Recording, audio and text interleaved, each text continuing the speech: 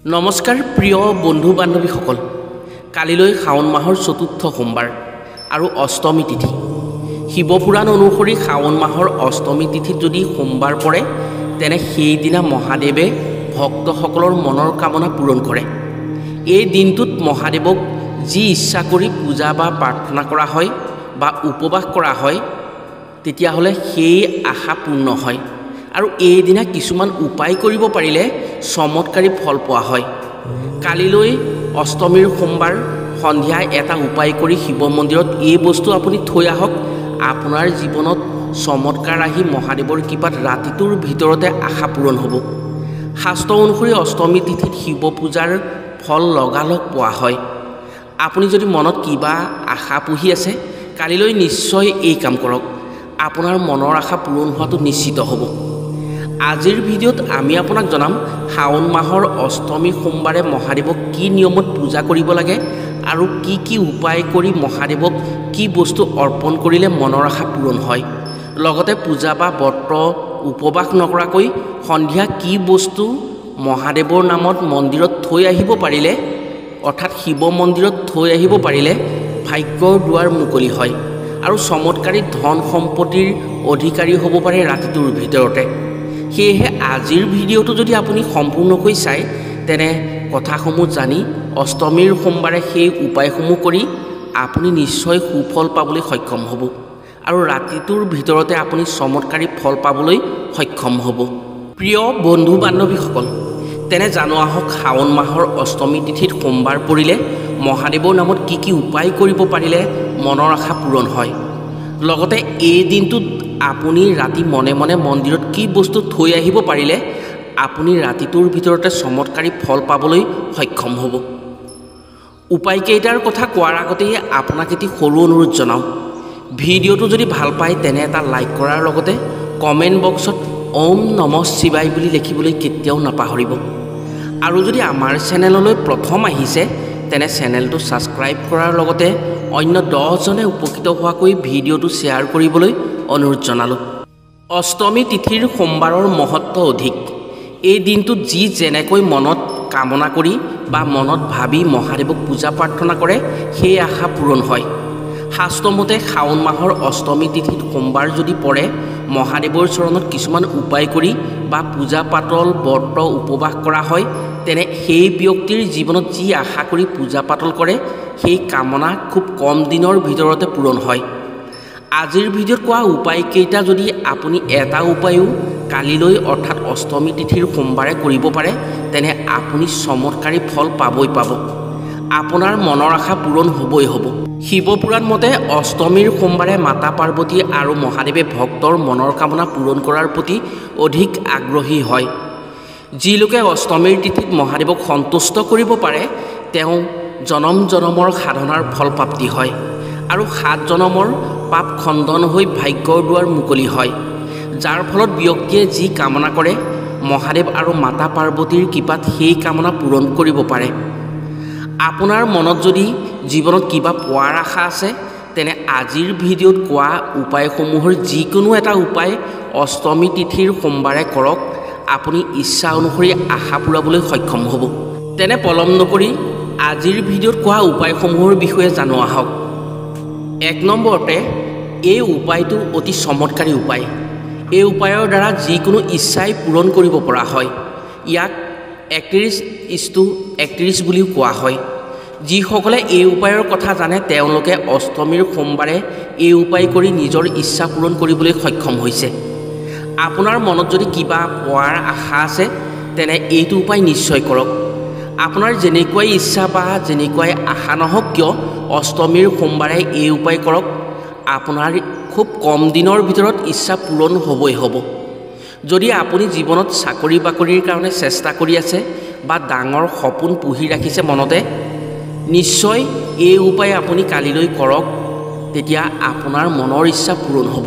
কালিলৈ 2024 বৰ্ষৰ শাওণ মাহৰ চতুৰ্থ সোমবাৰ আৰু অষ্টমী তিথি। আপুনি ৰাতিপুৱা সোনকালে উঠি স্নান কৰিব। যদি আপুনি পানীত নামি স্নান কৰে তেনে হাতৰ আজলিৰে সূৰ্য দেৱতাক 3 চলু জল অৰ্পণ কৰিব আৰু যদি ঘৰত স্নান কৰে বা বাথৰুমত স্নান কৰে তেনে গা ধোৱা পানীত অকণমান নিমখ দিব, নহ'লে অকণমান গংগাজল মিশ্ৰণ কৰি ল'ব। গা ধুই শুদ্ধ বস্ত্ৰ পৰিধান কৰি 31টা নভগা নিচিঙা বেলপাত আৰু 31টা চাউল ল'ব। এটা তামৰ পাত্ৰত শুদ্ধ জল বা গংগাজল লৈ আপুনি মন্দিৰলৈ যাব বা আপোনাৰ ঘৰত থকা শিৱলিংগৰ ওচৰলৈ যাব।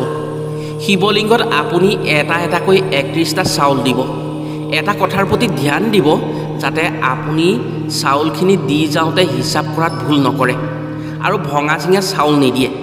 চাউলখিনি দিয়াৰ পাছত আপুনি লৈ যোৱা বেলপাতখিনি হিচাপ কৰি এটা এটাকৈ শিৱলিংগৰ তলত, অৰ্থাৎ যি ঠাইত শিৱলিংগত ঢালি দিয়া পানীখিনি বা গাখীৰখিনি পৰেহি সেই ঠাইত এটা এটাকৈ বেলপাত দিব। সেই ঠাইকণ হৈছে মহাদেৱৰ কনিষ্ঠা কন্যা অশোকা দেৱীৰ স্থান। সেই ঠাইত বেলপাতসমূহ দিব। ইয়াৰ পাছত 31 বাৰ ওম নমঃ শিৱায় মন্ত্ৰটি উচ্চাৰণ কৰি আপুনি তামৰ পাত্ৰত লৈ যোৱা জলখিনি শিৱলিংগত ঢালি দিব। অৱশ্যে জলৰ বিপৰীতে আপুনি পাৰিলে গৰুৰ শুদ্ধ কেঁচা গাখীৰো দিব পাৰে। ইয়াৰ পাছত আপুনি মহাদেৱৰ কাষত থকা নন্দীক এটা লাল চন্দনৰ ফোট বা ৰঙা চন্দনৰ ফোট দি নন্দীৰ কাণত আপোনাৰ মনৰ আশাৰ কথাটো 31 বাৰ ক'ব। এই কথা ভুল নকৰিব, যেতিয়া আপুনি 31টা চাউল দিছে নন্দীৰ কাণতো আপোনাৰ মনৰ আশাটো 31 বাৰ ক'ব। যদি আপুনি এই উপায়টো সম্পূৰ্ণ শুদ্ধভাৱে শাওণ মাহৰ পৰা অষ্টমীৰ সোমবাৰে কৰিব পাৰে, তেনে আপোনাৰ যেনেকুৱাই ইচ্ছা নহওক কিয় খুব কম দিনৰ ভিতৰত সম্পূৰ্ণ ইচ্ছা পূৰ্ণ হ'ব। আপুনি যদি চাকৰি বাকৰিৰ কাৰণে ইচ্ছা কৰি আছে বা চেষ্টা কৰি আছে, সেই আশা পূৰ্ণ হ'ব। যদি ব্যৱসায় বাণিজ্যৰ কাৰণে ইচ্ছা কৰিছে, সেই আশাও পূৰ্ণ হ'ব। মাথো আপুনি আপোনাৰ ইচ্ছাটো নন্দীৰ কাণত ভালকৈ 31 বাৰ ক'ব। এই উপায়ৰ জৰিয়তে সন্তানহীন দম্পতীৰ সন্তান প্ৰাপ্তি হয়। যিসকলে চাকৰি বাকৰিৰ কাৰণে বহু কষ্ট কৰি আছে তেওঁলোকেও সুফল পায়। আপোনাৰ জীৱনত যিকোনো সমস্যাৰ বিষয়ে যদি সমাধানৰ পথ বিচাৰি পোৱা নাই, তেনে যদি এই উপায়টো কৰি নন্দীৰ কাণত কথাখিনি কয়, তেনে আপুনি সেই সমস্যাৰ সমাধানৰ বাট বিচাৰি পাব। ৰোগ ব্যাধিৰ পৰাও সম্পূৰ্ণ আৰোগ্য পাব পাৰে। মাথো আপোনাৰ মনত যি আশা বা কামনা থাকে, এই উপায়টো কৰি নন্দীৰ কাণত আপুনি কথাখিনি ক'ব। কিন্তু কথাখিনি কোৱাৰ আগত নন্দীৰ কপালত এটা ৰঙা ফুট দিবলৈ কেতিয়াও নাপাহৰিব। 2 নম্বৰতে হৈছে এই উপায় হৈছে মহা উপায়। আপুনি যদি মহাদেৱৰ কৃপা বিচাৰে বা মহাদেৱৰ কৃপাত আপোনাৰ মনৰ কামনা পূৰণ হোৱাটো বিচাৰে, তেনে এই উপায় নিশ্চয় কৰক। এই উপায় আপুনি অষ্টমী তিথিৰ সোমবাৰে নকৰি অন্য সোমবাৰে কৰিলেও হ'ব। শাওণ মাহৰ আপোনাৰ মনৰ ইচ্ছা পূৰণ হ'বই হ'ব। যদি আপুনি বিচাৰে আপোনাৰ মনোকামনা পূৰণৰ কথা, তেনে আপুনি বাবা ভোলানাথক ভক্তি কৰিবই লাগিব।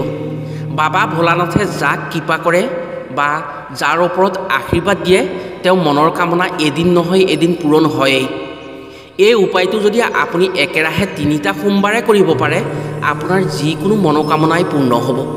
বিশেষকৈ যিসকল ল'ৰা ছোৱালীয়ে নিজৰ বিয়া বাৰুৰ ক্ষেত্ৰত দেৰি হৈ গৈছে বা নিজে ভবামতে বৰ বিচাৰি পোৱা নাই, ল'ৰাই ছোৱালী বিচাৰি পোৱা নাই বা ছোৱালীয়ে ল'ৰা বিচাৰি পোৱা নাই, বা তেওঁলোকৰ বিবাহৰ ক্ষেত্ৰত বিভিন্ন বাধা বিঘিনি আহি আছে, তেনেহ'লে এই উপায়টো সেইসকল ব্যক্তিয়ে কৰিলে নিশ্চয় সুফল পাব।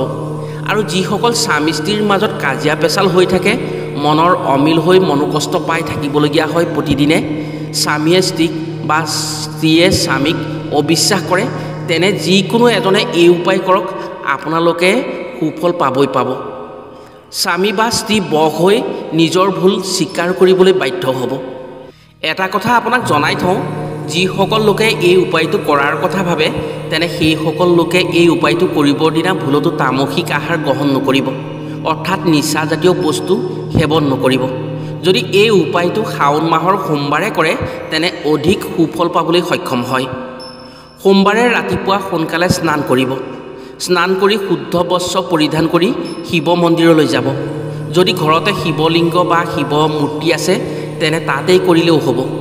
এটা তামৰ পাত্ৰত কিছু পানী ল'ব। সেই পাত্ৰটোত 108টা নিখুঁত চাউল ল'ব। আপুনি শিৱলিংগৰ ওচৰলৈ গৈ উত্তৰমুৱাকৈ বহিব। আপুনি যিটো পাত্ৰত 108টা চাউল দি লৈছিল, তাত কিছু পানী দি ল'ব। সেই পানীখিনি শিৱলিংগত জলাভিষেক কৰিব। ইয়াৰ পাছত মনতে ভগৱান শিৱক ধ্যান কৰি ভগৱান শিৱৰ বীজ মন্ত্ৰটো 108 বাৰ জপ কৰিব।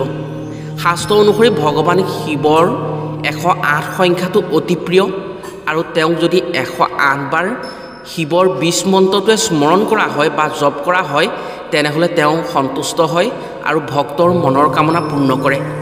ভগৱান শিৱৰ বীজ মন্ত্ৰটো হৈছে ওম শিৱায় নমস্তু ভয়ং, ওম শিৱায় নমস্তু ভয়ং, ওম শিৱায় নমস্তু ভয়ং। আপুনি এনেকৈ 108 বাৰ জপ কৰিব বা স্মৰণ কৰিব। ইয়াৰ পাছত আপুনি আপোনাৰ মনৰ কামনাখিনি মনৰ ভকতিৰে ভগৱানক জনাব। এনেকৈ যদি আপুনি মহাদেৱক 3টা সোমবাৰে নিজৰ মনৰ কথা জনাব পাৰে তেনে আপোনাৰ মনোকামনা পূৰণ হোৱাটো 100% সঁচা হ'ব। আপুনি এবাৰ কৰি চাওক, ফল নিজেই পাব। কালিলৈ অষ্টমীৰ সোমবাৰ। আপুনি যদি কালিলৈ এই উপায়টো কৰিব পাৰে আপুনি 100% সুফল পাবলৈ সক্ষম হ'ব। মাত্ৰ আপুনি এবাৰ কৰি চাওক, আপুনি ফল পাবই পাব। 3 নম্বৰ উপায়টো অতি চমৎকাৰী উপায়। এই উপায়ৰ জৰিয়তে আপোনাৰ ভাগ্যৰ দুৱাৰ মুকলি হ'ব, ফলত আপোনাৰ মনৰ কামনা উপায়টো কৰাৰ 5 দিনাই পূৰ্ণ হ'ব। এইটো উপায় মাথো অষ্টমীৰ তিথিত যেতিয়া সোমবাৰ পৰে তেতিয়াহে কৰিব পাৰে। সাধাৰণ যেন লাগিলেও এই উপায়টো অতি ফলদায়ক উপায়। কালিলৈ অৰ্থাৎ 14 আগষ্টত সোমবাৰটো পৰিছে অষ্টমী তিথিত। এইদিনা যদি আপুনি এই উপায়টো কৰিব পাৰে তেনে আপুনি যিকোনো মনৰ কামনা পূৰণ কৰিব পাৰিব। এই উপায়টো আপুনি মনে মনে কৰিব লাগিব। অৱশ্যে এই উপায়টো কৰাৰ সময়ত আপুনি কোনো ধৰণৰ পূজা পাতল কৰিব নালাগে। মাথো এটা বস্তু অষ্টমীৰ তিথিৰ সোমবাৰে কোনেও নজনাকৈ ৰাতি মন্দিৰত নি যিকোনো স্থানত থৈ আহক। উপায়টো হৈছে আপুনি অষ্টমী তিথিৰ সোমবাৰে সন্ধিয়া বা ৰাতি মনে মনে 2ডাল নতুন ঝাৰু লৈ গৈ মন্দিৰৰ মজিয়াখন এডাল ঝাৰুৰে ঝাৰু দিব। ইয়াৰ পাছত সেই ঝাৰুডাল পুনৰ ঘৰলৈ ঘূৰাই নানি বাকীডাল ঝাৰুৰ সৈতে একেলগে মন্দিৰৰ কোনো স্থানত থৈ আহিব, যাতে আপুনি থোৱা ঝাৰু দুডাল মানুহৰ চকুত পৰে আৰু সেই 2ডাল ঝাৰুৰে সেই মন্দিৰ চফা কৰিবলৈ ব্যৱস্থা কৰিব পাৰে। যদি আপুনি এনেকৈ কৰিব পাৰে তেনে আপোনাৰ ভাগ্যৰ দুৱাৰ মুকলি হ'ব। আপুনি খুব সোনকালেই ফল পাবলৈ সক্ষম হ'ব। অষ্টমীৰ তিথিৰ যদি আপুনি সোমবাৰ পৰোঁতে এই উপায়টো কৰিব পাৰে তেনে আপুনি উপায়টো কৰাৰ 5 দিনাই আপোনাৰ যি মনোকামনা আছিল সেই মনোকামনা পূৰ্ণ হ'ব। ভাগ্যৰ সকলো দুখ খণ্ডন হ'ব।